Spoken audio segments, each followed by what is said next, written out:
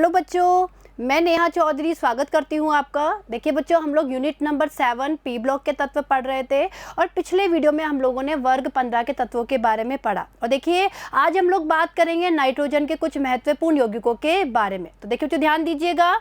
देखिए सबसे पहले है डाई नाइट्रोजन। तो देखिए सबसे पहले हम बात करेंगे किस तरीके से डाई नाइट्रोजन का विरचन किया जाता है। देखिए विरचन, डाई नाइट्रोजन का व्यावसायिक उत्पादन वायु के द्रवीकरण तथा प्रभाजी आसवन से किया जाता है। देखिए जो समझिए यहाँ पर कि जो डाई नाइट्रोजन है उसका अगर व्यावसायिक उत्पादन करना है तो किस तरीके से किया जाता है, या तो वायु के द्रवीकरण के द्वारा या प्रभाजी आसवन से। क्लियर है। पहले द्रव नाइट्रोजन यानी जिसका क्वथनांक कितना होता है 77.2 केल्विन, ठीक है। यानी पहले द्रव नाइट्रोजन आश्रित होती है, यानी सबसे पहले क्या होती है, द्रव नाइट्रोजन आश्रित होती है एवं ऑक्सीजन जिसका क्वथनांक 90 केल्विन है शेष रह जाती है। देखिए समझिए यहाँ पर होता क्या है कि जो द्रव नाइट्रोजन है और द्रव नाइट्रोजन का क्वथनांक कितना होता है 77.2 केल्विन। तो सबसे पहले द्रव नाइट्रोजन आश्रित होती है एवं ऑक्सीजन, और ऑक्सीजन का क्वथनांक कितना होता है 90 केल्विन, 90 केल्विन, यानी ऑक्सीजन शेष रह जाती है। आगे देखिए, प्रयोगशाला में डाई नाइट्रोजन बनाने के लिए अमोनियम क्लोराइड के जलीय विलयन की सोडियम नाइट्राइट के साथ अभिक्रिया कराई जाती है। अब देखिए बच्चों, अगर हम प्रयोगशाला की बात करें तो प्रयोगशाला में डाई नाइट्रोजन बनाने के लिए जो अमोनियम क्लोराइड है उसके जलीय विलयन की अभिक्रिया सोडियम नाइट्राइट के साथ करवाई जाती है। और देखिए बच्चों, इस अभिक्रिया को समझ लीजिए आप लोग कि किस तरीके से डाई नाइट्रोजन का यहाँ पे निर्माण होता है। तो देखिए ये क्या हो गया, अमोनियम क्लोराइड हो गया NH4Cl, इसकी अभिक्रिया हम करवा रहे हैं सोडियम नाइट्राइट के साथ। देखिए जो समझिए यहाँ पे कि भाई अमोनियम क्लोराइड के जलीय विलयन की अभिक्रिया हम सोडियम नाइट्राइट के साथ करवा रहे हैं। और ये देखिए हमारे N2 यानी डाइड नाइट्रोजन का क्या हो गया, निर्माण हो गया। और देखिए साथ में 2 जल के अणु और NaCl भी बन गया, ठीक है। और देखिए बच्चों एक बार इस अभिक्रिया को समझने की कोशिश करिए। भाई इस अभिक्रिया में होता क्या है, भाई सबसे पहले इस अभिक्रिया में देखिए इधर समझिए भाई NH4Cl और NaNO2। देखिए बच्चों समझिए यहाँ पे NH4Cl यानी अमोनियम क्लोराइड और NaNO2 यानी सोडियम नाइट्राइट की अभिक्रिया से सबसे पहले क्या होता है, देखिए बच्चों सबसे पहले निर्माण होता है NH4NO2 का, ठीक है। NH4NO2 का निर्माण होता है, साथ में बनता है NaCl। देखिए ये Na और Cl ये NaCl बना लेते हैं और ये बनता है NH4NO2। क्लियर है। और जो ये बना है NH4NO2 ये टूट जाता है N2+2H2O में, यानी ये टूट जाता है डाई नाइट्रोजन और 2 जल के अणुओं में। देखिए जो वापस समझने की कोशिश करिए, भाई जब हम इनके बीच में अभिक्रिया करवाते हैं NH4Cl और NaNO2 के बीच में जब अभिक्रिया करवाते हैं तो देखिए बच्चों सबसे पहले ये बनता है NH4NO2, यानी ये NH4 और ये NO2 आपस में जुड़ जाते हैं और ये बनता है NH4NO2, ठीक है। और ये NaCl बनता है। जो NH4NO2 बनता है ये आगे टूटकर बनाता है N2 यानी डाई नाइट्रोजन बनाता है और साथ में 2 क्या बनते हैं, जल के अणु, ठीक है। यानी हम ये कह सकते हैं कि ओवरऑल जो अभिक्रिया होती है वो इस तरीके से होती है। देखिए कुल अभिक्रिया है, यानी यहाँ उत्पाद क्या बना N2 यानी डाई नाइट्रोजन बनी, 2 जल के अणु बने और एक क्या बना NaCl। क्लियर है। आगे देखिए, इस अभिक्रिया में थोड़ी मात्रा में NO तथा HNO3 भी बनते हैं। इन अशुद्धियों को पोटेशियम डाइक्रोमेट युक्त सल्फ्यूरिक अम्ल के जलीय विलयन में से प्रवाहित कर दूर किया जा सकता है। अब देखिए समझने की कोशिश करिए कि भाई इस अभिक्रिया में थोड़ी सी मात्रा में NO और थोड़ी सी मात्रा में HNO3 यानी नाइट्रिक अम्ल भी बनता है। अब इन अशुद्धियों को कैसे दूर करेंगे, यानी इन्हें पोटेशियम डाइक्रोमेट युक्त सल्फ्यूरिक अम्ल के जलीय विलयन में से प्रवाहित करके हम क्या कर सकते हैं, दूर कर सकते हैं। क्लियर है। आगे देखिए, इसे अमोनियम डाइक्रोमेट के तापीय अपघटन से भी प्राप्त किया जा सकता है। अब देखिए बच्चों हम डाई नाइट्रोजन की बात कर रहे हैं, तो जो डाई नाइट्रोजन है उसे अमोनियम डाइक्रोमेट के तापीय अपघटन से भी हम प्राप्त कर सकते हैं। तो देखिए समझने की कोशिश करिए, अभिक्रिया देखिए बच्चों, ये क्या है, अमोनियम डाइक्रोमेट। देखिए ये अमोनियम डाइक्रोमेट है, ठीक है। इसका हमने तापीय अपघटन किया, यानी हमने इसको ताप दिया, ये क्या बन गई, डाई नाइट्रोजन बन गई, N2, 4 जल के अणु, और ये बन गया Cr2O3। क्लियर है, आ रहा है समझ में आप लोगों को? आगे देखिए, अब देखिए अति शुद्ध अवस्था में नाइट्रोजन सोडियम या बेरियम अजाइड के तापीय अपघटन से भी प्राप्त की जा सकती है। अब देखिए बच्चों, अगर हम लोग अति शुद्ध अवस्था में नाइट्रोजन की बात करें तो अति शुद्ध अवस्था में नाइट्रोजन सोडियम या बेरियम एजाइड के तापीय अपघटन से प्राप्त की जा सकती है। और देखिए इस अभिक्रिया को देखिए, देखिए अभिक्रिया, देखिए बच्चों ये क्या है, बेरियम अजाइड। देखिए बच्चों समझिए, ये बेरियम अजाइड है, इसके तापीय अपघटन से देखिए क्या बना, Ba, बेरियम बन गया, और साथ में जो 3 अणु है वो किसके बन गए, N2 के, यानी डाई नाइट्रोजन के। ठीक है, चलिए आगे देखिए। अब देखिए गुण, देखिए बच्चों अब हम गुण पढ़ेंगे। डाई नाइट्रोजन एक रंगहीन, गंधहीन, स्वादहीन तथा अविषैली गैस होती है। नाइट्रोजन परमाणु के 2 स्थायी समस्थानिक N14 तथा N15 है। देखिए जो समझने की कोशिश करिए भाई, अगर हम नाइट्रोजन परमाणु की बात करें तो नाइट्रोजन परमाणु के 2 स्थायी समस्थानिक होते हैं। देखिए 7N14 और 7N15, ये क्या होते हैं, इसके समस्थानिक। आगे देखिए, इसकी जल में विलेयता बहुत कम होती है। देखिए 23.2 सेंटीमीटर क्यूब, देखिए समझिए यहाँ पे 23.2 सेंटीमीटर क्यूब प्रति लीटर जल, ठीक है, 273 केल्विन ताप तथा 1 बार दाब पर। तो ये क्या है, इसकी जल में विलेयता। देखिए तथा हिमांक और क्वथनांक भी क्या होते हैं, कम होते हैं। तो देखिए समझिए यहाँ पे कि जो डाई नाइट्रोजन है उसकी जल में विलेयता बहुत कम होती है। ठीक है, देखिए कितनी होती है, 23.2 सेंटीमीटर क्यूब प्रति लीटर जल। ठीक है, यानी प्रति लीटर जल में केवल इतनी सी इसकी विलेयता होती है, और वो भी कब, 273 केल्विन ताप पर और 1 बार दाब पर। क्लियर है, और इसका हिमांक और क्वथनांक भी क्या होता है, कम होता है। आगे देखिए बच्चों, N ट्रिपल बॉन्ड N, देखिए नाइट्रोजन की बात हो रही है यहाँ पे, डाई नाइट्रोजन की, और डाई नाइट्रोजन में दोनों नाइट्रोजन के बीच में क्या होता है, ट्रिपल बॉन्ड। तो देखिए N ट्रिपल बॉन्ड N बंध की उच्च बंध एंथैल्पी के कारण डाई नाइट्रोजन कमरे के ताप पर अक्रिय होती है। ताप में वृद्धि के साथ क्रियाशीलता तेजी से बढ़ती है। ठीक है, उच्च ताप पर यह कुछ धातुओं के साथ सीधे संयुक्त होकर मुख्य रूप से आयनिक नाइट्राइडो तथा अधातुओं के साथ सह संयोजक नाइट्राइडो को बनाती है। ठीक है, आगे देखिए, कुछ विशिष्ट अभिक्रियाएं निम्न हैं। तो देखिए इसकी अभिक्रियाएं देख लीजिए बच्चों। देखिए लिथियम के साथ जब डाई नाइट्रोजन अभिक्रिया करती है तो ये बन गया लिथियम नाइट्राइड। देखिए तो यहाँ पे 6 क्या है, 6 लिथियम के परमाणु है। ये डाई नाइट्रोजन ताप दिया, ये बन गया Li3N, यानी लिथियम नाइट्राइड बन गया। इसी तरीके से देखिए अगली अभिक्रिया, भाई मैग्नीशियम है। देखिए बच्चों समझिए अगली अभिक्रिया को। इसी तरीके से देखिए मैग्नीशियम है, ठीक है, मैग्नीशियम के 3 परमाणु है, ये डाई नाइट्रोजन के साथ अभिक्रिया करेंगे, ताप दे रहे हैं हम लोग, ये बन गया मैग्नीशियम नाइट्राइड। क्लियर है, तो ये क्या हो गई, कुछ अभिक्रियाएं हो गई।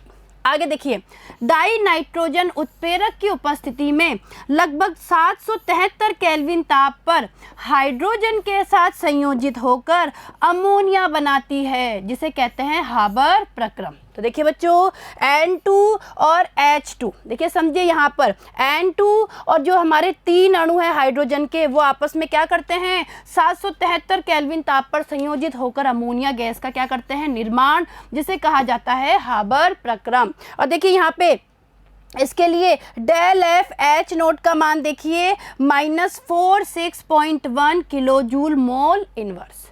ठीक है, चलिए आगे देखिए, डाई नाइट्रोजन केवल अत्यधिक उच्च ताप यानी लगभग 2000 केल्विन पर डाई ऑक्सीजन के साथ संयोग कर नाइट्रिक ऑक्साइड यानी NO बनाती है। तो देखिए यहाँ पे N2 और O2 जब इन्हें ताप दिया जाता है, और देखिए बच्चों ये ताप होता है अत्यधिक उच्च ताप, और वो उच्च ताप कितना, लगभग 2000 केल्विन ताप। ठीक है, यानी लगभग 2000 केल्विन ताप पर क्या होता है, N2 और O2 आपस में अभिक्रिया करते हैं और NO का क्या होता है, निर्माण होता है।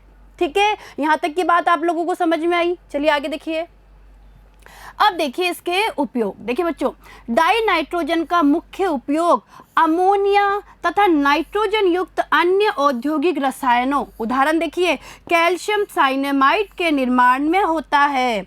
अक्रिय वातावरण उत्पन्न करने के लिए भी डाई नाइट्रोजन का उपयोग किया जाता है। ठीक है, आगे जैसे देखिए लोहा और स्टील उद्योग में अभिक्रियाशील रसायनों के लिए अक्रिय तनुकारी के रूप में। तो देखिए बच्चों, हम लोग पढ़ रहे हैं डाई नाइट्रोजन के उपयोग। आगे देखिए, द्रव नाइट्रोजन का उपयोग जैविक पदार्थों एवं खाद्य सामग्री के लिए प्रशीतक के रूप में और क्रायो सर्जरी में होता है। ठीक है, तो ये बात हो गई हमारे डाई नाइट्रोजन के उपयोग की, और यहाँ तक का कंसेप्ट आपको समझ में आया होगा। चलें आगे, चलिए अब देखिए अमोनिया। देखिए बच्चों, अब हम अमोनिया के बारे में पढ़ेंगे। देखिए विरचन, देखिए अमोनिया सूक्ष्म मात्रा में वायु तथा मिट्टी में उपस्थित रहती है। देखिए बच्चों, जो अमोनिया है वो सूक्ष्म मात्रा में वायु तथा मिट्टी में उपस्थित रहती है। ठीक है, जहां यह नाइट्रोजन युक्त कार्बनिक पदार्थों के विघटन से बनती है। और देखिए यहाँ पे निर्माण कैसे होता है अमोनिया का,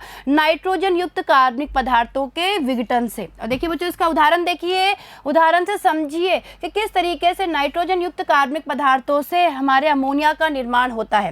तो देखिए बच्चों, ये क्या है, यूरिया है। ठीक है, यूरिया है। जब यूरिया की अभिक्रिया जल से होती है, यानी यूरिया का जब विघटन होता है, तो देखिए ये बनता है सबसे पहले NH4 का होल ट्वाइस CO3। ठीक है, और ये जो बना है, जो बीच में ये पदार्थ बना है, इसके विघटन से देखिए अमोनिया बन गई, जल का अणु बन गया और क्या बन गई, CO2। ठीक है, तो इस समय क्या पता लगा कि जो हमारा यूरिया है, देखिए समझे यहाँ पे यूरिया है, यूरिया के विघटन से किसका निर्माण होता है, अमोनिया का निर्माण होता है। क्लियर है, आगे देखिए। अब देखिए छोटे स्तर पर अमोनिया अमोनियम लवणों से प्राप्त होती है, जो कास्टिक सोडा या कैल्शियम हाइड्रोक्साइड से क्रिया करने पर विघटित हो जाते हैं। अब देखिए, अगर हम छोटे स्तर की बात करें तो छोटे स्तर पर अमोनिया अमोनियम लवणों से प्राप्त की जाती है, जो कास्टिक सोडा या कैल्शियम हाइड्रोक्साइड से क्रिया करने पर विघटित हो जाते हैं। देखिए अभिक्रिया को देखिए, देखिए बच्चों ये क्या है, NH4Cl अमोनियम क्लोराइड है, और अमोनियम क्लोराइड की अभिक्रिया समझिए, यहाँ पे अमोनियम क्लोराइड की अभिक्रिया अगर हम कैल्शियम हाइड्रोक्साइड के साथ करवाते हैं, देखिए ये क्या बन गई, अमोनिया बन गई, जल बन गया, 2 जल के अणु, और ये CaCl2। क्लियर है। इसी तरीके से देखिए NH4 का होल ट्वाइस SO4, अगर हम इसकी बात करें, इस अमोनियम लवण की बात करें, तो देखिए इसकी अभिक्रिया जब हम NaOH के साथ करवाते हैं, सोडियम हाइड्रोक्साइड के साथ, तो देखिए अमोनिया के 2 अणु बन गए, साथ में जल, और ये बन गया Na2SO4।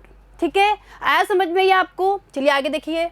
अब देखिए व्यापक स्तर पर अमोनिया हाबर प्रक्रम द्वारा बनाई जाती है। अब देखिए बच्चों, अगर हम व्यापक स्तर की बात करें तो व्यापक स्तर पर अमोनिया हाबर प्रक्रम से बनाई जाती है। और देखिए अभिक्रिया देखिए N2 + 3H2, और ये क्या बन गया, 2NH3। ठीक है, और इसके लिए देखिए विरचन की एंथैल्पी का मान देखिए, इसके लिए विरचन की एंथैल्पी यानी ΔFH नोट का मान होता है -46.1 किलो जूल मोल इनवर्स। ठीक है, आगे देखिए ले शोतेलिए सिद्धांत के अनुसार अमोनिया निर्मित करने के लिए उच्च दाब अनुकूल होता है। ठीक है, आगे अमोनिया के उत्पादन के लिए अनुकूलतम परिस्थितियां 200 × 10⁵ PA, PA का मतलब है पास्कल। वापस देखिए 200 × 10⁵ पास्कल, यानी लगभग 200 वायुमंडलीय दाब और लगभग 700 केल्विन ताप तथा थोड़ी मात्रा में K2O तथा Al2O3 युक्त आयरन ऑक्साइड जैसे उत्प्रेरक का उपयोग है, ताकि साम्य अवस्था प्राप्त करने की दर बढ़ाई जा सके। क्लियर है। चलिए आगे देखिए।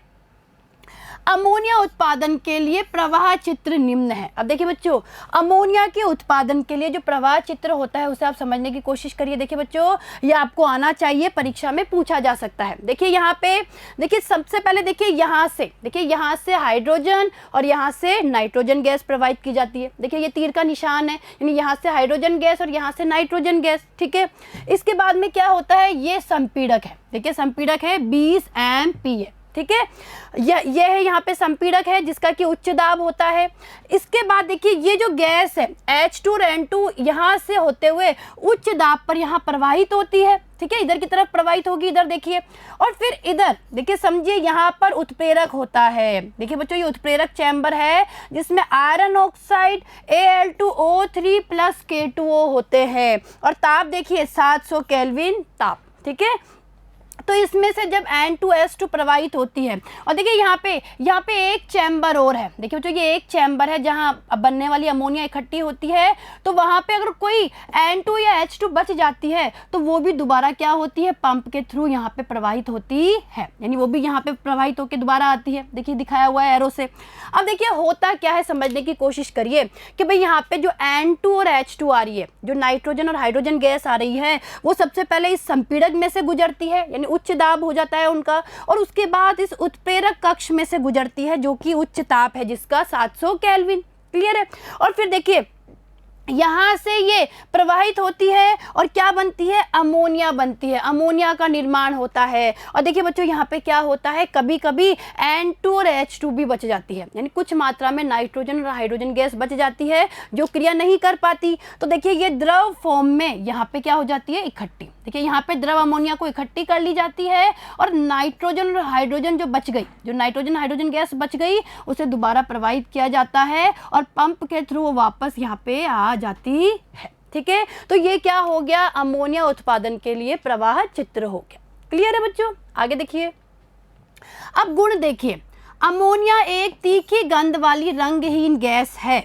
इसका हिमांक तथा क्वथनांक क्रमशः 198.4 केल्विन तथा 239.7 केल्विन है, ठीक है। जल की भांति ही द्रव और ठोस अवस्थाओं में यह हाइड्रोजन बंधों द्वारा बंधित होती है, जिसके कारण इसके गलनांक व क्वथनांक के मान इसके अणु द्रव्यमान के आधार पर अपेक्षित मानों की अपेक्षा क्या होते हैं, अधिक होते हैं। आगे, अमोनिया का अणु त्रिकोणीय पिरामिडी होता है जिसके शीर्ष पर नाइट्रोजन परमाणु उपस्थित होता है।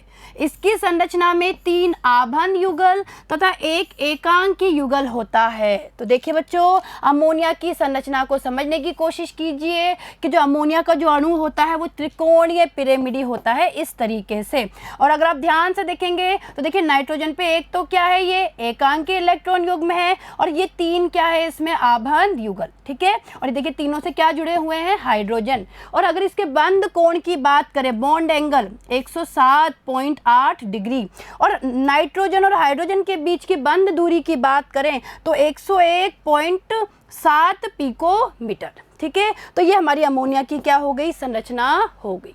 क्लियर है। चलिए आगे, अमोनिया गैस जल में अत्यधिक विलय होती है। OH- आयन बनने के कारण इसका जलीय विलयन दुर्बलतः क्षारीय होता है। देखो जो समझने की कोशिश करिए कि जो अमोनिया गैस है वो जल में अत्यधिक विलय होती है और OH- आयन बनने के कारण जो उसका जलीय विलयन होता है वो क्या होता है, दुर्बल क्षारीय होता है। और देखिए अभिक्रिया, देखिए अमोनिया है, जल से अभिक्रिया करेगा, ये बन गया NH4+ यानी अमोनियम आयन बन गया और साथ में OH- हाइड्रोक्साइड आयन बन गया, ठीक है।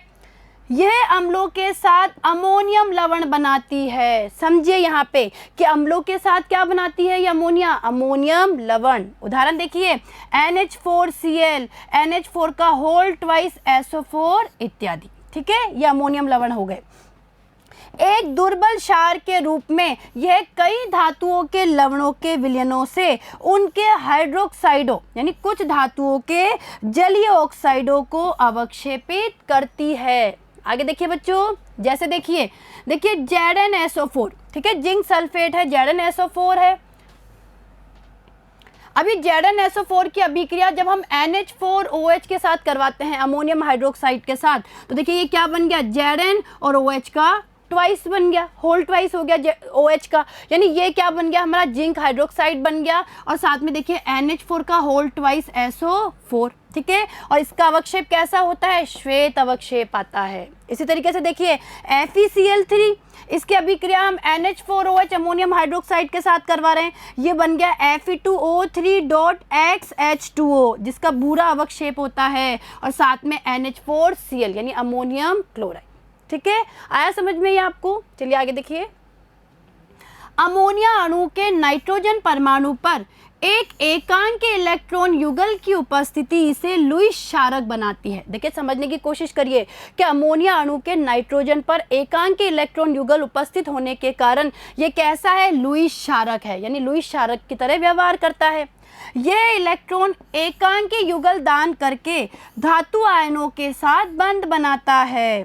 ऐसे संकुल यौगिकों का Cu2+ तथा Ag+ जैसे धातु आयनों को पहचानने में उपयोग होता है। आया समझ में? भाई ऐसे जो संकुल बनते हैं उनका कहाँ पे उपयोग होता है? Cu2+ तथा Ag+ जैसे धातु आयनों को पहचानने में। तो देखिए आगे अभिक्रिया देखिए बच्चों इनकी। देखिए बच्चों ये क्या है? Cu2+ आयन है, ठीक है, जो नीले रंग का है, ठीक है। जल इसका मतलब है कि कॉपर आयन का कोई जलीय विलयन है जिसमें कॉपर 2+ अवस्था में है। इसकी अभिक्रिया जब अमोनिया के साथ करवाई जाती है तो देखिए ये संकुल बनता है, ठीक है। Cu और ये ब्रैकेट में क्या है? NH3 4 और इस पूरे संकुल पे आवेश है 2+, यानी ये संकुल बनता है जो कैसा होता है? गहरा नीला। तो इससे हम क्या पता कर सकते हैं? Cu2+ आयन के बारे में पता कर सकते हैं। इसी तरीके से देखिए Ag+, जो Ag+ का जलीय विलयन होता है, Ag+ आयन का, वो रंगहीन होता है। और देखिए जब इसकी अभिक्रिया Cl- के साथ करवाई जाती है, देखिए तो ये क्या बन गया? AgCl। AgCl का श्वेत अवक्षेप बन गया। इस AgCl के श्वेत अवक्षेप के साथ जब अमोनिया अभिक्रिया करती है, देखिए जब अमोनिया अभिक्रिया करती है तो ये संकुल बनता है। संकुल देखिए AgNH3 का होल ट्वाइस, ठीक है, संकुल के रूप में, और ये Cl, और ये संकुल कैसा होता है? रंगहीन, ठीक है। तो देखिए बच्चों इस तरीके से हम Ag+ आयनों के बारे में भी पता कर सकते हैं, ठीक है। आया समझ में यहाँ तक का आपको? आगे देखिए। अब उपयोग देखिए। अमोनिया कई नाइट्रोजनी उर्वरकों के उत्पादन जैसे ammonium nitrate, urea, ammonium phosphate तथा अमोनियम सल्फेट तथा कुछ अकार्बनिक यौगिकों के उत्पादन में उपयोग किया जाता है, जिनमें से नाइट्रिक अम्ल एक प्रमुख है, ठीक है। द्रव अमोनिया प्रशीतक के रूप में भी उपयोग में आती है, ठीक है बच्चों। आगे देखिए। अब देखिए नाइट्रोजन के ऑक्साइड। तो देखिए बच्चों हम लोग डाई नाइट्रोजन के बारे में पढ़ चुके हैं, अमोनिया के बारे में पढ़ चुके हैं, और अब बात करेंगे नाइट्रोजन के ऑक्साइडों के बारे में। देखिए ध्यान दीजिए, नाइट्रोजन विभिन्न ऑक्सीकरण अवस्थाओं के अनेक ऑक्साइड बनाती है। देखिए ध्यान दीजिए भाई, जो नाइट्रोजन है वो विभिन्न ऑक्सीकरण अवस्थाओं के अनेक ऑक्साइड बनाती है, ठीक है। आगे देखिए, इन ऑक्साइडों के नाम, सूत्र विरचन की विधियां तथा भौतिक एवं रासायनिक प्रकृति निम्न प्रकार है। तो देखिए बच्चों अब हम इन ऑक्साइडों के नाम के बारे में, सूत्र विरचन के बारे में, यानी किस तरीके से इनको बनाया जाता है, विरचन होता है इनका, उन विधियों के बारे में तथा भौतिक एवं रासायनिक प्रकृति के बारे में पढ़ेंगे। तो देखिए बच्चों ध्यान दीजिएगा। देखिए बच्चों इस सारणी को ध्यान से देखिए, यहाँ से हम इसे समझने की कोशिश करेंगे। देखिए बच्चों, देखिए सबसे पहले देखिए बच्चों यहाँ पे दिए हुए हैं नाम। देखिए ये आपको जो नाइट्रोजन के ऑक्साइड होते हैं उनके नाम दिए गए हैं, ये उनके सूत्र है, और यहाँ पे दिए गए हैं नाइट्रोजन की ऑक्सीकरण अवस्था, यानी उनमें नाइट्रोजन की ऑक्सीकरण अवस्था क्या है, ठीक है। इसी तरीके से यहाँ पे दिए हुए हैं इनके बनाने की सामान्य विधियाँ, और यहाँ पर है भौतिक रंग रूप तथा रासायनिक प्रकृति। तो अब हम एक एक नाइट्रोजन के ऑक्साइड को लेकर अध्ययन करेंगे। तो देखिए बच्चों सबसे पहले ध्यान दीजिए, सबसे पहले हम बात करेंगे डाई नाइट्रोजन ऑक्साइड के बारे में। देखिए डाई नाइट्रोजन ऑक्साइड जिसे N2O कहा जाता है। देखिए बच्चों इसका क्या है सूत्र, देखिए ध्यान दीजिए वापस।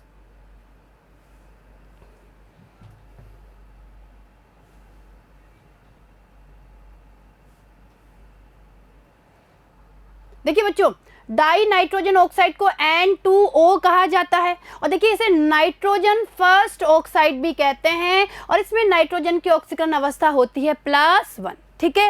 इसी तरीके से अगर हम नाइट्रोजन मोनोऑक्साइड की बात करें, इसे NO से प्रदर्शित करते हैं, और इसे नाइट्रोजन सेकेंड ऑक्साइड भी कहा जाता है, क्लियर है। और देखिए इसमें नाइट्रोजन की ऑक्सीकरण अवस्था होती है +2, ठीक है बच्चों।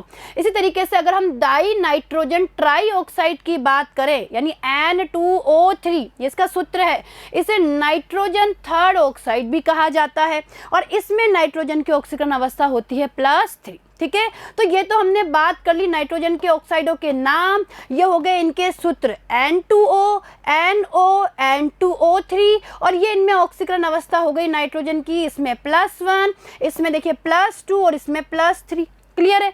अब देखिए बच्चों, अब हम लोग बात करेंगे इनको बनाने की विधियों के बारे में। देखिए बच्चों, अगर हम N2O की बात करें यानी डाई नाइट्रोजन ऑक्साइड की अगर हम लोग बात करें, देखिए N2O डाई नाइट्रोजन ऑक्साइड की, इसे देखिए कैसे बनाया जाता है, NH4NO3, ठीक है, ताप के द्वारा इसका अपघटन किया जाता है, ये बन गया N2O और 2 क्या बन गए, जल के अणु। क्लियर है। और देखिए इसकी भौतिक रंग रूप और रासायनिक प्रकृति देखिए, ये रंगहीन गैस होती है और कैसी होती है, उदासीन। क्लियर है बच्चों। इसी तरीके से देखिए अगर हम नाइट्रोजन मोनोऑक्साइड की बात करें तो देखिए इसे हम कैसे बनाएंगे, देखिए NaNO2 यानी sodium nitride plus FeSO4 ferrous sulphate से, ठीक है, और इनकी अभिक्रिया H2SO4 के साथ करवाएंगे, ये बन गया Fe2 और ये SO4 का होल ट्राइस, ये 2NaHSO4 2H2O और ये क्या बन गया, NO।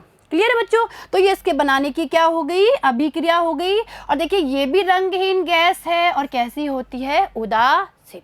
आ रहा है समझ में। इसी तरीके से अब हम डाई नाइट्रोजन ट्राईऑक्साइड की बात करें N2O3 की, तो देखिए इसे कैसे बनाएंगे, जो NO है, ठीक है, जो NO है उसकी अभिक्रिया N2O4 के साथ करवाएंगे 250 केल्विन पर और ये बन गया N2O3। और देखिए बच्चों ये नीला ठोस यानी नीला ठोस है और कैसी होती है, इसकी रासायनिक प्रकृति अम्लीय है। क्लियर है। तो देखिए बच्चों आपको ये जो तीनों ऑक्साइड है, die nitrogen oxide, nitrogen monoxide और डाई नाइट्रोजन ट्राईऑक्साइड, ये समझ में आया होगा। ठीक है, चलें आगे। चलिए अब देखिए आगे और ध्यान से देखिए, हम कुछ और ऑक्साइड्स पढ़ेंगे नाइट्रोजन के। देखिए बच्चों समझने की कोशिश करिए। देखिए अगला है हमारा नाइट्रोजन डाई ऑक्साइड यानी NO2, जिसे नाइट्रोजन 4 ऑक्साइड भी कहते हैं। इस तरीके से अगला देखिए die nitrogen tetra oxide N2O4, जिसे नाइट्रोजन 4 ऑक्साइड कहते हैं। और नेक्स्ट है N2O5, जिसे डाई नाइट्रोजन पेंटा ऑक्साइड कहते हैं, यानी नाइट्रोजन 5 ऑक्साइड कहा जाता है। ठीक है, अगर हम NO2 की बात करें नाइट्रोजन डाई ऑक्साइड की, तो यहाँ पे नाइट्रोजन की ऑक्सीकरण अवस्था है +4। इसी तरीके से देखिए अगर हम die nitrogen tetra oxide N2O4 की बात करें, नाइट्रोजन की ऑक्सीकरण अवस्था है +4। और इसी तरीके से देखिए अगर हम डाई नाइट्रोजन पेंटा ऑक्साइड की बात करें N2O5 की, यहाँ नाइट्रोजन की ऑक्सीकरण अवस्था क्या है, +5। क्लियर है बच्चों। अब आगे देखिए इनके बनाने की विधियां। देखिए सबसे पहले हम NO2 की बात करें नाइट्रोजन डाइऑक्साइड की, तो देखिए इसे इस तरीके से बनाया जाएगा लेड नाइट्रेट से। देखिए Pb ब्रैकेट में है NO3 का ट्वाइस, ठीक है, तो 673 केल्विन पर ये टूट जाएगा NO2 में और PbO में। और देखिए बच्चों जो हमारा नाइट्रोजन डाइऑक्साइड है वो भूरी गैस होती है और प्रकृति कैसी है इसकी, अम्लीय। ठीक है, इसी तरीके से देखिए अगला देखिए डाई नाइट्रोजन टेट्रा ऑक्साइड की बात करें तो देखिए जो NO2 है, NO2 यानी नाइट्रोजन डाइऑक्साइड है, उसके 2 अणु ठंडा या गर्म करने पर यानी ठंडा करने पर या ताप देने पर N2O4 का निर्माण करते हैं। ये रंगहीन ठोस है या द्रव है। देखिए समझिए बच्चों, ये रंगहीन ठोस या द्रव होती है और प्रकृति अम्लीय है। ठीक है, और इसी तरीके से देखिए अगर हम डाई नाइट्रोजन पेंटा ऑक्साइड की बात करें तो देखिए HNO3 यानी नाइट्रिक अम्ल की अभिक्रिया P4O10 के साथ करवाते हैं, ये बन गया HPO3 और साथ में N2O5। और देखिए ये रंगहीन ठोस है और इसकी रासायनिक प्रकृति कैसी होती है, अम्लीय। ठीक है, आया समझ में। तो देखिए बच्चों ये हमारे क्या हो गए, नाइट्रोजन के ऑक्साइड्स हो गए। और हमने क्या देखा, हमने ये देखा कि जो नाइट्रोजन के ऑक्साइड्स होते हैं उनमें नाइट्रोजन की ऑक्सीकरण अवस्था अलग अलग होती है, यानी हम ये कह सकते हैं कि अलग अलग ऑक्सीकरण अवस्था के आधार पर नाइट्रोजन अलग अलग ऑक्साइडों का क्या करता है, निर्माण। ठीक है, चलिए आगे देखिए।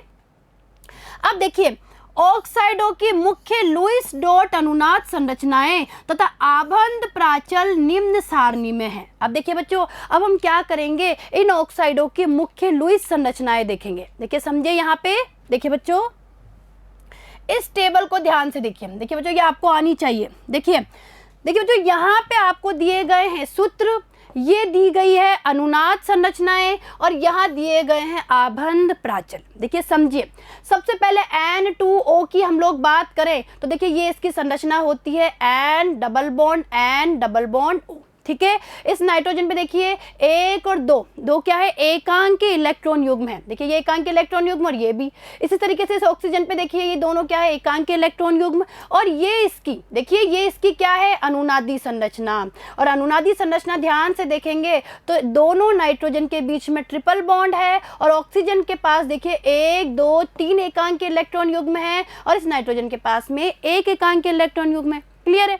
अब देखिए, अब हम इसके आबंध प्राचल की बात करें तो देखिए बच्चों, इसमें नाइट्रोजन के बीच की बंध दूरी होती है 113 पिकोमीटर और नाइट्रोजन ऑक्सीजन के बीच की बंध दूरी होती है 119 पिकोमीटर।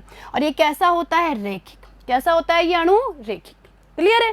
आगे देखिए, इसी तरीके से NO की हम लोग बात करें तो देखिए इसमें N डबल बॉन्ड O, देखिए इस पे अगर हम बात करें 1 एकांकी इलेक्ट्रॉन युग्म और इसमें देखिए ऑक्सीजन पे 2 तो एकांकी इलेक्ट्रॉन युग्म है और एक देखिए इसमें एक क्या है, अयुग्मित इलेक्ट्रॉन है, यानी एक इसमें अयुग्मित इलेक्ट्रॉन उपस्थित है, यानी हम कह सकते हैं कि इसमें विषम संख्या में इलेक्ट्रॉन है, ठीक है। और ये इसकी क्या हो गई, अनुनादी संरचना। ये एक दूसरे की अनुनादी संरचना हो गई।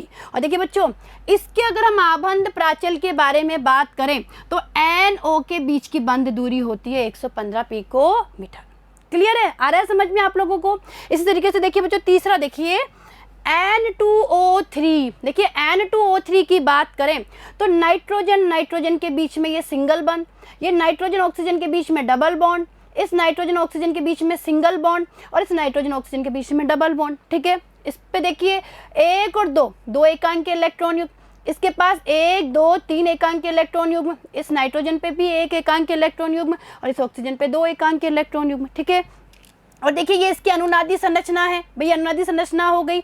अनुनादी संरचना कैसे हुई भाई, अगर ये एकांकी इलेक्ट्रॉन युग्म इधर बंध बनाने में भाग लेते हैं तो ये इधर ऑक्सीजन के पास आ जाते हैं, तो ये क्या हो गई, इनकी अनुनादी संरचना हो गई।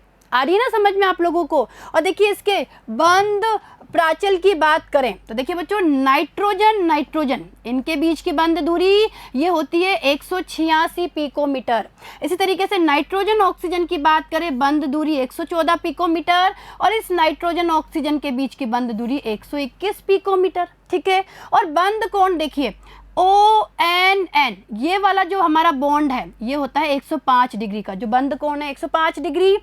ONO ये बंध कोण होता है 130 डिग्री और NNO ये बंध कोण होता है 117 डिग्री, ठीक है बच्चों। आ रहा है समझ में आपको ये चीज। चलिए आगे देखिए, और एक चीज समझिए बच्चों, इसकी संरचना कैसी होती है, समतलीय संरचना होती है। क्लियर है। चलिए आगे देखिए, इसी तरीके से देखिए अब NO2 को देखिए बच्चों, NO2 को अगर आप ध्यान से देखेंगे तो N डबल बॉन्ड O और ये N सिंगल बॉन्ड O।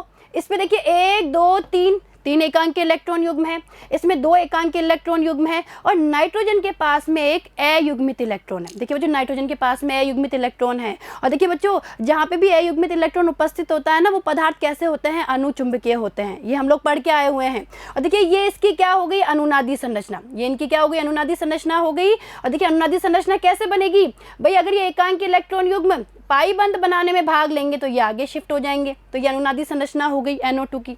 और इसी तरीके से देखिए, अगर हम आबंध प्राचल की बात करें तो नाइट्रोजन ऑक्सीजन के बीच का देखिए यहाँ पे बंध दूरी 120 पिकोमीटर और इनके बीच का बंध कोण 134 डिग्री का, और ये कैसी होती है, कोणीय संरचना होती है।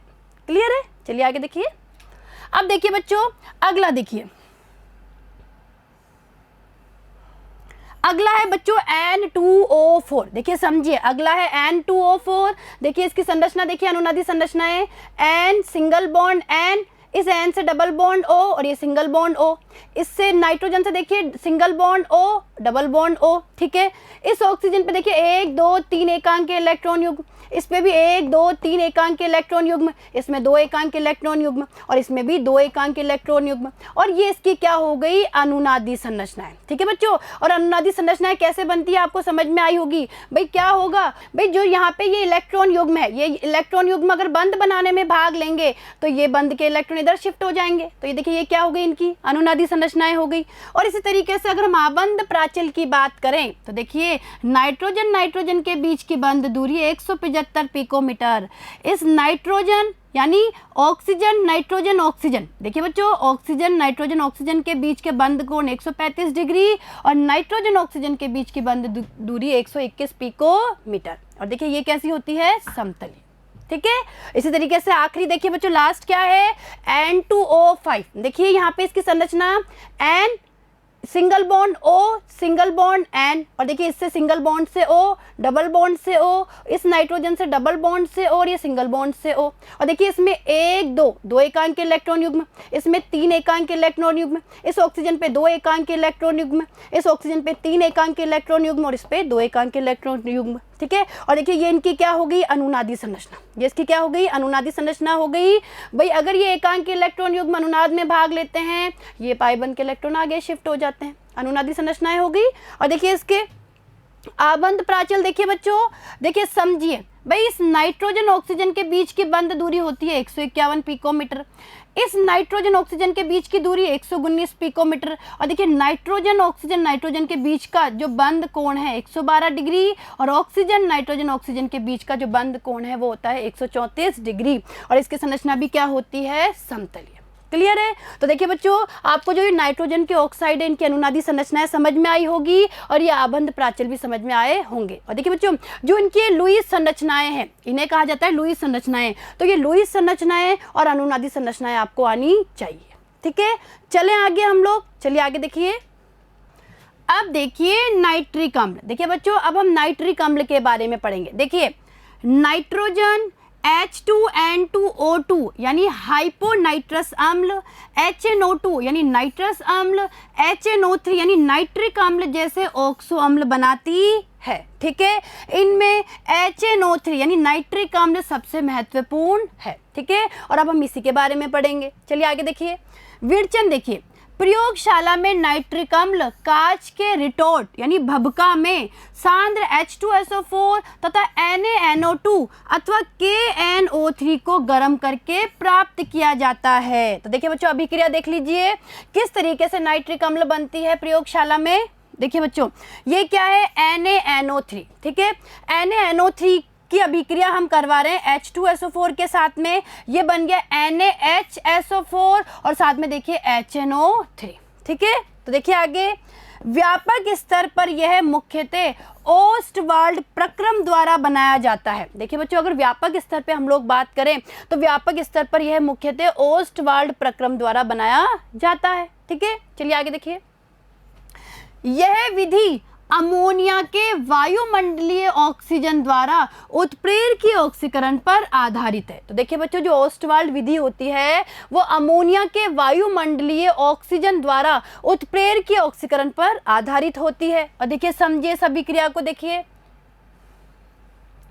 देखिए बच्चों ये क्या है, NH3 है। ठीक है, NH3 है, इसकी अभिक्रिया ऑक्सीजन के साथ हो रही है, वायु से आई है ऑक्सीजन। तो देखिए किसकी उपस्थिति में उत्प्रेरक देखिए PT या RH गॉज उत्प्रेरक 500 केल्विन 9 बार पे ये बन गया NO। ठीक है, और ये साथ में 6H2O। ठीक है, चलिए आगे देखिए। इस प्रकार निर्मित नाइट्रिक ऑक्साइड, देखिए समझिए बच्चों यहाँ पे क्या बना है, नाइट्रिक ऑक्साइड बना है। तो देखिए इस प्रकार निर्मित नाइट्रिक ऑक्साइड ऑक्सीजन के साथ संयोग कर NO2 देती है। तो देखिए जो ये नाइट्रिक ऑक्साइड है ये ऑक्सीजन के साथ संयोग करके NO2 बनाएगी। और निर्मित नाइट्रोजन डाइऑक्साइड, देखिए जो ये नाइट्रोजन डाइऑक्साइड बनी है ये पानी में घुलकर HNO3 देती है। देखिए अभिक्रिया को समझिए यहाँ पे, भाई जो ये NO2 बनी है नाइट्रोजन डाइऑक्साइड बनी है, ये नाइट्रोजन डाइऑक्साइड पानी में घुलकर देखिए NO2 जल के साथ क्रिया करेगी यानी पानी में घुलेगी, ये बन गया HNO3 यानी नाइट्रिक अम्ल और साथ में NO। आया समझ में आपको। तो देखिए बच्चों वापस समझिए, ये हम लोग बात कर रहे हैं ओस्टवाल्ड प्रक्रम के बारे में कि ओस्टवाल्ड प्रक्रम से कैसे नाइट्रिक अम्ल बनता है। तो देखिए सबसे पहले यहाँ पे क्या होता है, अमोनिया की अभिक्रिया वायुमंडलीय ऑक्सीजन से होती है उत्प्रेरक की उपस्थिति में। 500 केल्विन और 9 बार पर सबसे पहले NO बनता है, ठीक है, नाइट्रिक ऑक्साइड बनता है, जल बनता है। आगे देखिए, अब देखिए क्या है, जो ये नाइट्रिक ऑक्साइड है ये ऑक्सीजन से संयोग करके नाइट्रोजन डाइऑक्साइड बनाता है और ये नाइट्रोजन डाइऑक्साइड जल में घुलकर HNO3 यानी नाइट्रिक अम्ल बनाता है, ठीक है। तो इस तरीके से ओस्टवाल्ड प्रक्रम होता है और नाइट्रिक अम्ल का क्या होता है, निर्माण। क्लियर है यहाँ तक का? आगे देखिए, निर्मित NO पुनः चक्रित की जाती है और देखिए समझिए, जो यहाँ पे ये NO बनी है यानी जो नाइट्रिक ऑक्साइड बनी है ये दोबारा क्या की जाती है, चक्रित की जाती है तथा जलीय HNO3 को आसवन द्वारा लगभग 68% द्रव्यमान तक सांद्रित किया जा सकता है। सांद्र H2SO4 द्वारा निर्जलीकरण से इसे 98% तक सांद्रित किया जा सकता है, ठीक है बच्चों। आगे देखिए, अब गुण देखिए, देखिए बच्चों ये एक रंगहीन द्रव है। हिमांक देखिए 231.4 केल्विन तथा क्वथनांक देखिए 355.6 केल्विन, ठीक है। आगे देखिए, प्रयोगशाला कोटि के नाइट्रिक अम्ल में HNO3 68% द्रव्यमान होता है तथा इसका विशिष्ट घनत्व 1.504 होता है। गैसीय अवस्था में HNO3 की संरचना समतलीय होती है। तो देखिए बच्चों समझिए, HNO3 की संरचना को देखिए, ये HNO3 की संरचना है जो गैसीय अवस्था में कैसी होती है, समतलीय होती है। देखिए ये ऑक्सीजन, इससे जुड़ा हुआ नाइट्रोजन, इस नाइट्रोजन से जुड़े हुए 2 ऑक्सीजन, ठीक है, और इस ऑक्सीजन से ये H जुड़ा हुआ है। और ऑक्सीजन और नाइट्रोजन के बीच की अगर हम बंध दूरी की बात करें ये होती है 140.6 पिकोमीटर। इसी तरीके से ये नाइट्रोजन ऑक्सीजन और ये नाइट्रोजन ऑक्सीजन, इनके बीच की जो बंध दूरी है वो होती है 121 पिकोमीटर। हाइड्रोजन और ऑक्सीजन के बीच की बंध दूरी होती है 96 पिकोमीटर। और देखिए ये एंगल होता है 102 डिग्री का और ये एंगल ONO ये एंगल होता है 130 डिग्री का, ठीक है। तो ये गैसीय अवस्था में इसकी क्या हो गई, समतलीय संरचना। क्लियर है? चलिए आगे देखिए, जलीय विलयन में नाइट्रिक अम्ल प्रबल अम्ल की तरह व्यवहार करता है तथा हाइड्रोनियम और नाइट्रेट आयन देता है। तो देखिए समझिए यहाँ पे कि भाई जो HNO3 है वो देखिए जल से क्रिया करके क्या बनाएगा, H3O+ यानी हाइड्रोनियम आयन और NO3- यानी नाइट्रेट आयन। यानी कहने का मतलब है कि जलीय विलयन में जो नाइट्रिक अम्ल होता है वो प्रबल अम्ल की तरह व्यवहार करता है। आगे देखिए, सांद्र नाइट्रिक अम्ल प्रबल ऑक्सीकारक है तथा सोना एवं प्लेटिनम जैसी उत्कृष्ट धातुओं को छोड़कर अधिकतर धातुओं के साथ अभिक्रिया करता है, ठीक है बच्चों। आगे देखिए, ऑक्सीकरण के उत्पाद अम्ल की सांद्रता, ताप तथा ऑक्सीकृत होने वाले पदार्थ की प्रकृति पर निर्भर करते हैं। देखिए बच्चों, अब ये कॉपर है, समझिए इसे, अभिक्रियाओं को समझिए। देखिए भाई बात ये हो रही है कि ऑक्सीकरण के जो उत्पाद होते हैं वो अम्ल की सांद्रता पर, ताप पर और ऑक्सीकृत होने वाले पदार्थ की प्रकृति पर निर्भर करते हैं। तो देखिए ये कॉपर है, ठीक है, इसकी अभिक्रिया नाइट्रिक अम्ल के साथ करवा रहे हैं, तनु नाइट्रिक अम्ल के साथ। देखिए ये क्या बन गया, Cu और ब्रैकेट में क्या है, NO3 का ट्वाइस है ये, ठीक है, साथ में NO और जल के अणु। और देखिए अगर इस कॉपर की अभिक्रिया हम सांद्र HNO3 के साथ करवाते हैं तो देखिए यही CuNO3 का होल ट्वाइस ये बन गया, साथ में NO2 बनी, यानी अब क्या बनी, NO2 और 2 जल के अणु। क्लियर है? आई समझ में आपको ये दोनों अभिक्रिया? चलिए आगे देखिए, जिंक तनु नाइट्रिक अम्ल के साथ क्रिया करने पर N2O तथा सांद्र अम्ल के साथ NO2 देता है। अब देखिए बच्चों, अगर हम जिंक की बात करें तो जिंक तनु नाइट्रिक अम्ल के साथ क्रिया करने पे तो N2O देता है और सांद्र अम्ल के साथ यानी सांद्र नाइट्रिक अम्ल के साथ NO2 देता है। देख लीजिए इन अभिक्रियाओं को भी। देखिए बच्चों, जिंक है, जिंक की अभिक्रिया हम तनु HNO3 के साथ करवा रहे हैं। देखिए क्या बना, Zn और ये ब्रैकेट में NO3 का होल ट्वाइस ये बन गया, साथ में N2O क्या बनी, N2O बनी और 5 जल के अणु बने। और इसी तरीके से अगर जिंक की अभिक्रिया HNO3 के साथ करवाते हैं, सांद्र HNO3 के साथ, तो देखिए ये बना जिंक NO3 का होल ट्वाइस और 2 जल के अणु और ये देखिए NO2। देखिए समझिए, यहाँ पे तो बना N2O, यहाँ बना NO2। क्लियर है? आ रही है अभिक्रिया समझ में आपको? आगे देखिए, कुछ धातुएं जैसे क्रोमियम और एल्यूमिनियम सांद्र नाइट्रिक अम्ल में विलय नहीं होती, क्योंकि धातु की सतह पर ऑक्साइड की पतली अक्रिय परत बन जाती है। सांद्र नाइट्रिक अम्ल अधातुओं एवं उनके यौगिकों को भी ऑक्सीकृत करता है। आयोडीन आयोडिक अम्ल में, कार्बन कार्बन डाइऑक्साइड में, सल्फर सल्फ्यूरिक अम्ल में तथा फास्फोरस फास्फोरिक अम्ल में ऑक्सीकृत होता है। देखिए जो समझने की कोशिश करिए, बहुत अच्छा पॉइंट है भाई। जो सांद्र नाइट्रिक अम्ल है वो अधातुओं एवं उनके यौगिकों को भी ऑक्सीकृत करता है। समझिए कैसे? आयोडीन को आयोडिक अम्ल में, कार्बन को कार्बन डाइऑक्साइड में, सल्फर को सल्फ्यूरिक अम्ल में और फास्फोरस को फास्फोरिक अम्ल में क्या करता है? ऑक्सीकृत। ठीक है, चलिए आगे देखिए। अब देखिए इनकी अभिक्रिया को समझ लीजिए। देखिए बच्चों कैसे अभिक्रिया होती है। देखिए ये आयोडीन है, आयोडीन की अभिक्रिया नाइट्रिक अम्ल से करवा रहे हैं। ठीक है, ये देखिए HiO3 आयोडिक अम्ल, NO2 और ये जल का अणु। इसी तरीके से देखिए कार्बन के साथ अभिक्रिया करवा रहे हैं हम HNO3 के साथ, 4 अणु कर रहे हैं अभिक्रिया। ये CO2 बन गया। क्या बना यहाँ पे? CO2, ये H2 और NO2। तो देखा आपने भाई यहाँ पे ये आयोडीन तो आयोडिक अम्ल में, कार्बन कार्बन डाइऑक्साइड में बदल गई। इसी तरीके से देखिए सल्फर है, सल्फर की अभिक्रिया HNO3 के साथ करवा रहे हैं सल्फ्यूरिक अम्ल, H2SO4, NO2 और H2O। ठीक है, और इसी तरीके से फास्फोरस के साथ जब HNO3 की अभिक्रिया करवा रहे हैं तो देखिए यहाँ पे H3PO4 फास्फोरिक अम्ल बन गया, NO2 और H2O। क्लियर है? तो ये चारों अभिक्रियाएं आपको समझ में आई होगी कि जो HNO3 होता है वो क्या कर देता है? इनका ऑक्सीकरण। ठीक है बच्चों, आगे देखिए।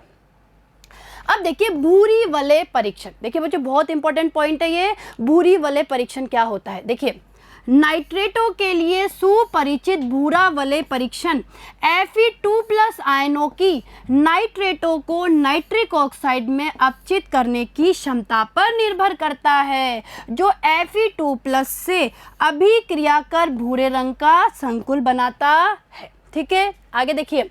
यह परीक्षण सामान्यतः नाइट्रेट आयन युक्त जलीय विलयन में तनु फेरस सल्फेट विलयन मिलाने के पश्चात सावधानी पूर्वक परख नली की दीवार के सहारे सांद्र सल्फ्यूरिक अम्ल मिलाकर किया जाता है। देखिए जो समझिए भाई, जो ये भूरी वाले परीक्षण होता है ये कैसे किया जाता है भाई? इसमें क्या करते हैं? नाइट्रेट आयन युक्त जलीय विलयन लेते हैं जिसमें तनु फेरस सल्फेट का विलयन मिलाते हैं और फिर सावधानी पूर्वक परख नली की दीवार के सहारे सांद्र सल्फ्यूरिक अम्ल ऐड करते हैं, यानी डालते हैं।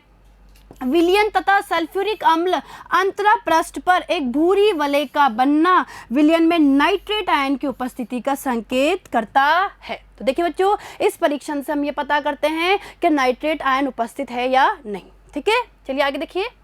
अब देखिए समझ लीजिए बच्चों इस अभिक्रिया को कि होता क्या है यहाँ पे, किस तरीके से भूरी वलय बनती है। देखिए बच्चों क्या है, यह NO3- भाई नाइट्रेट आयन है। सबसे पहले ये Fe2+ के साथ अभिक्रिया करेगा अम्ल की उपस्थिति में, H+ की उपस्थिति में। ये बन गया NO, ये बन गया 3Fe3+। समझिए देखिए बच्चों यहाँ पे भाई क्या होता है, जो Fe2+ है वो बदल गया Fe3+ में और ये बन गया H2O, जल का अणु बन गया। अब देखिए क्या होगा, ये जो संकुल है, देखिए जो आयरन का, देखिए जो आयरन का जल के साथ में जो संकुल है FeH2O6 2+, जो ये धनात्मक संकुल है ये क्या करेगा, इस NO के साथ अभिक्रिया करेगा और इस तरीके से देखिए ये हमारा एक धनात्मक संकुल बनेगा जो कैसा होता है, भूरा। ठीक है, समझिए यहाँ पे FeH2O5 NO और इस पूरे पे आवेश है 2+, ये संकुल बन जाता है यहाँ पे। और देखिए यहाँ पे क्या आता है, H2O6 है, यहाँ पे 6 जल के अणु हैं, जबकि यहाँ जल के अणु 5 है और यहाँ पे एक जल का अणु NO के द्वारा क्या हो गया, प्रतिस्थापित हो गया। ठीक है, तो इसी कारण से क्या बनता है, भूरा रंग की जो वलय है उसका क्या होता है, निर्माण होता है। और इस तरीके से नाइट्रेटों के परीक्षण के लिए ये भूरी वलय जो परीक्षण है वो किया जाता है। ठीक है, आया समझ में आपको ये। तो देखिए बच्चों आज हम लोगों ने नाइट्रोजन के कुछ महत्वपूर्ण यौगिकों के बारे में अध्ययन किया। तो देखिए बच्चों यहाँ से प्रश्न बनते हैं, आप इनकी प्रैक्टिस करिए, ध्यान से पढ़िए। और अब आगे आने वाले वीडियो में हम फास्फोरस के महत्वपूर्ण यौगिकों के बारे में अध्ययन करेंगे। धन्यवाद।